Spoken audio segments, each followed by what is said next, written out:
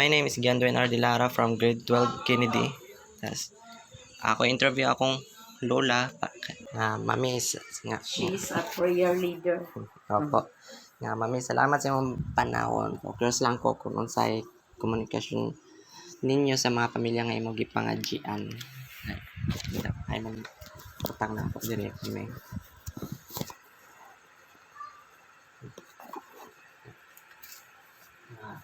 Bago, unsa man pag halimbawa sa mga pamilya nga kinahanglan nilang ang imong pag-ampo dito pag pangadji ko.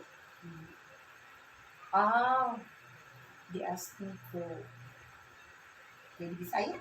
Pero Oo.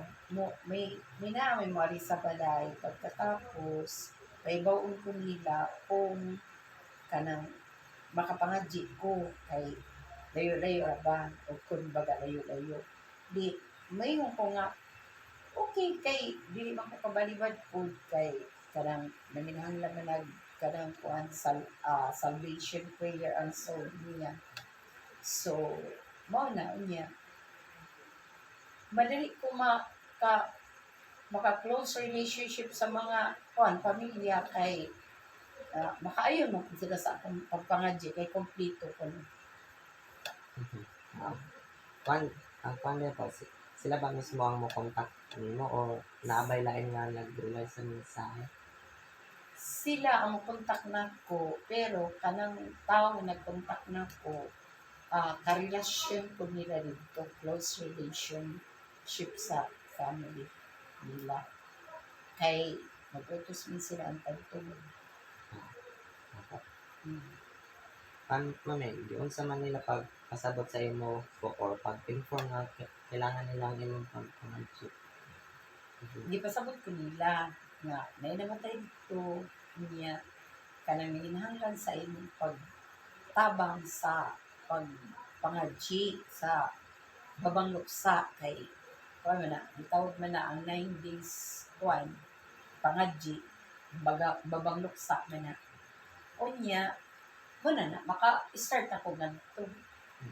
Pag pasabot nila mami sa imo kung nabay ka sa close report ba or sa personal ka? Personal. Kuan ko, kung saan man nimo po pag-establish og maayong komunikasyon ug relasyon sa mga pamilya na imong gipangadjian. Madali din sila makakuan suod kay kanang basta buotan ka pod nga ngadto sa ila, buotan pod sila sa imo. Sa ako lang kay puro man ang i-render nila sa ako ang importansya talaga ko dito sa ila. Kaya kinahanglan sila sa akong serbisyo. Pero amin, Makabati. salamat sa mga Linaw to. time mami. Oh, God.